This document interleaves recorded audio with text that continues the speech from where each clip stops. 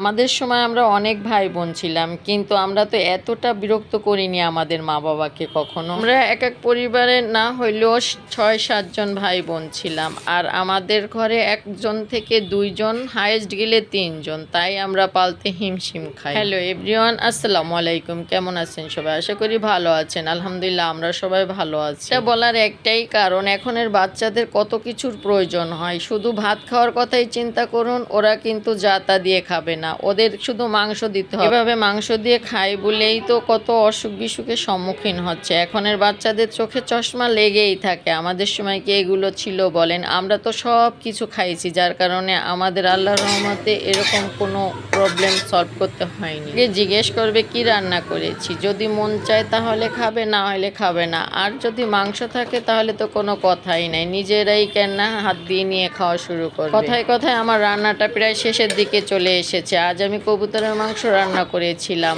আর রান্নার শেষে যে আমি মশলাটা দিচ্ছি, এটা কিন্তু গরম মশলা বাটাটা দিয়ে দিলাম। প্রতিটা রান্নার শেষে আমি একটা মশলা দেওয়ার চেষ্টা করি। এটা গরম মশলা কয়েক প্রকার দিয়ে আমি বেটে রেখেছিলাম, সাথে কিন্তু পেঁয়াজও দিয়েছিলাম, যার কারণে রান্নার খাবারটা বেশি মজা লাগে। ওই যে মাছের ঝোল রান্নার সময় একটা মশলা ব্যবহার করি, সেটার জন্য ঝোলটা বেশি মজা লাগে।